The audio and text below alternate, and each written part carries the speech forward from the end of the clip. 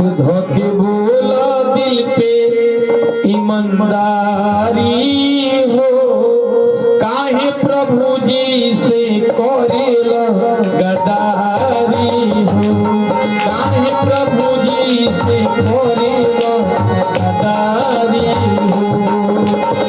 दोनों हाथों को सभी के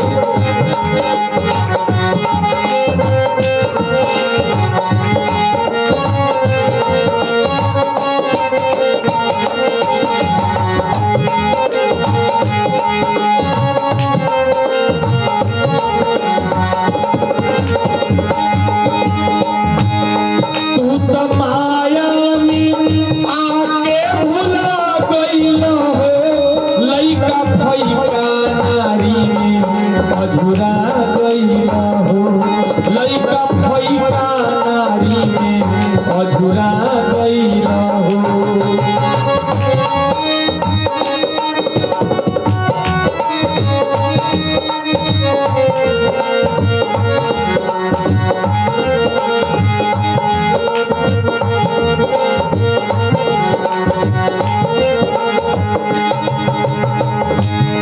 तू तो माया लइका फइका नारी में अधूरा गईला हो, लइका फइका नारी में अधूरा गईला हो। काम आई ना कवनो होशियारी हो, काम आई ना कवनो पटीदारी हो, काहे गुरु जी से करेला गद्दारी हो, काहे प्रभु जी से करेला गद्दारी हो।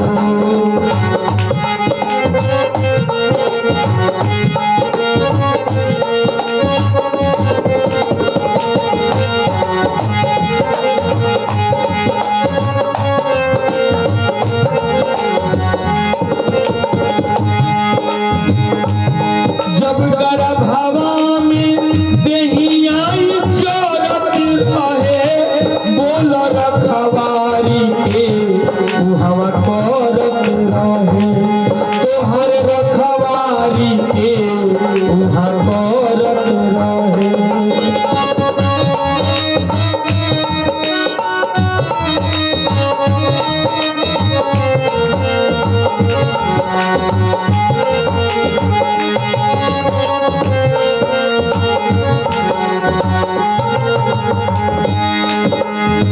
माँ के गर्भ में 9 महीना उल्टा जब हम लटके रहते हैं और खून पानी की पोटली में कैसे हम जिंदा रहते हैं, इस बात को सोचना पड़ेगा कि अगर प्रभु की कृपा नहीं होती, अगर उनका नाम हमारे श्वासों में नहीं होता, तो क्या हम 9 महीना जिंदा रह पाते। और यहाँ आते ही अब अपनी बुद्धि को लगाना शुरू कर देते हैं कि मैंने ये किया, मैंने वो किया। जब गर्भवा में देही चोरत रहे, बोल रखवारी के तोहर करत रहे, तोहर रखवारी के तोहर करत रहे।